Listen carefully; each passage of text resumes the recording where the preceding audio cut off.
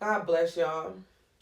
What if the very thing you thought was working against you was actually God setting everything back up to bring it together again? Now, this is the case in Genesis 42 through 44, and it starts with the famine because y'all remember Joseph had interpreted the dream for Pharaoh 7 years of abundance and 7 years of famine. So, the famine had reached down to Canaan. And Jacob says to his sons, "Why are y'all standing right there looking crazy like nothing needs to be done? Go down to Egypt and buy some food, or all of y'all gonna starve to death." Now, 10 of Joseph's brothers proceed from a journey from Canaan to Egypt.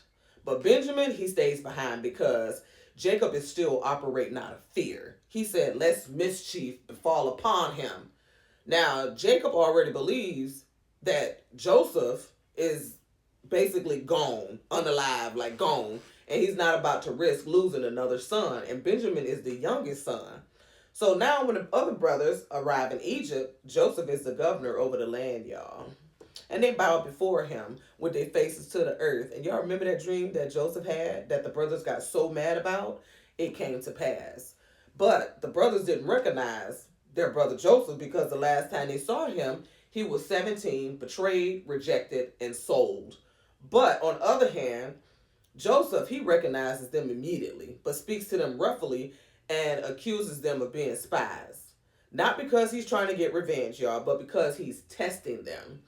He really wants to know if his father is still alive, if Benjamin is safe, and if their character, their heart has changed. Now, the brothers plead with him and say, "We're not spies." They tell him that they're servants, 12 brothers, son of one man in Canaan. The youngest brother's with their father, and one is not.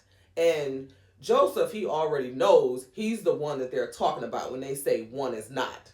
So he puts them all in prison for 3 days. For 3 days, y'all. On the third day, he tells them, "I fear God." Now that matters because you remember Egyptians didn't serve the true God. They had many gods. So when he says that he feared God, that gave his brothers hope. He tells them, "If you're honest men, leave one brother behind. Take food home and bring your young brothers, your youngest brother, to prove your words." And then something happened that nobody forced. Hmm. Guess what? They start talking amongst themselves. All the 10 brothers. They start talking among themselves. "We are verily guilty concerning our brother." That's exactly what they said. They didn't say we made a mistake. They said we are guilty. And nobody reminded them of this. Nobody exposed them, but their conscience did. And remember, they didn't think that Joseph understood them. And they're saying all this stuff in front of Joseph. They thought he was speaking the Egyptian language. Then something is revealed that wasn't even said before. Joseph cried out back to them, y'all. Back then, he was anguished, yet they ignored him. So when Joseph hears them talking, he turns away and he weeps. He starts to cry because now he knows something has changed in them, but he don't know if they've changed 100%. Then he sends them back with grain, but secretly have their money placed back into their sacks. So when they find that money on their way home, fear hits all of them. And they say, "What is this that God have done to us?"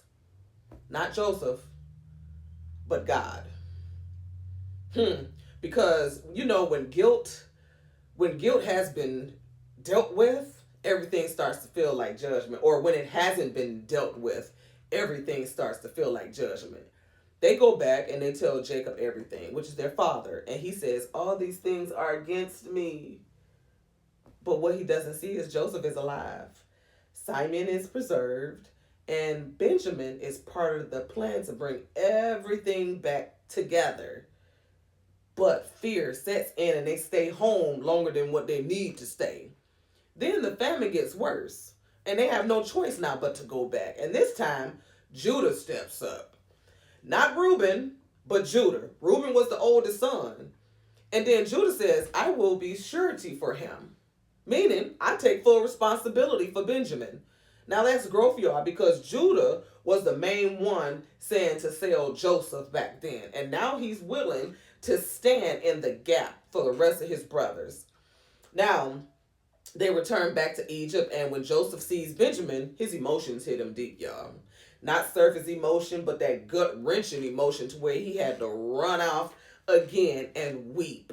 But he doesn't let his emotions control the moment because timing mattered. He can't let his brothers know who he is yet, just yet. Then Joseph sets another test. He gives Benjamin 5 times more food than what he gave his brothers to see if jealousy is still in them as it was before. And then comes the final test. You know, when they sitting up dining and stuff, Joseph had silver cups.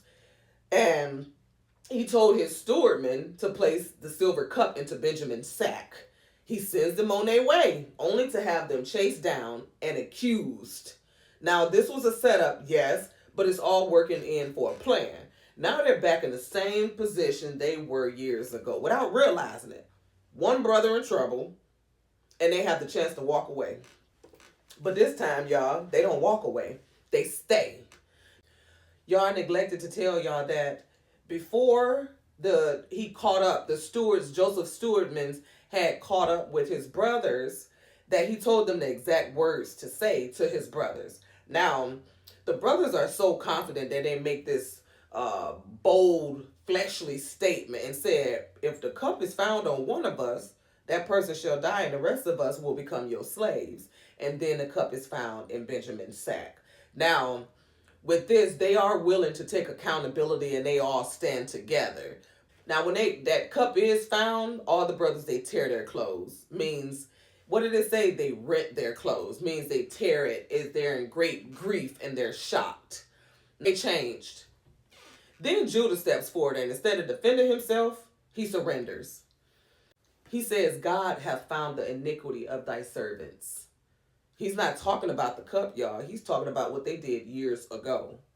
And then he does something powerful that was unlike Judah. He says, let the servant abide instead of the lad. Now, y'all, that means he offered himself. He offered himself. That same Judah who once helped sell his brother is now willing to become a servant to save one. Look at God. That's not talk. That's transformation. Now, this points forward a little bit because Jesus will come through the line of Judah. This hair is getting on my nerve, y'all. I'm so sorry. I keep moving and stuff. Just, Judah steps in the gap, but Jesus becomes the full sacrifice. And I'm not comparing them. I'm just showing y'all the consequential, the lineage of Judah. So, when God brings you back to places that look like your past, it's not always to punish you. It's not. Sometimes it's to reveal who you are now. Because the last time you were here, you reacted a certain type of way. We may have acted a certain type of way. But this time, the question we should ask ourselves when we're in that situation again is, will we respond differently or prove that we're still the same? Y'all have a good day.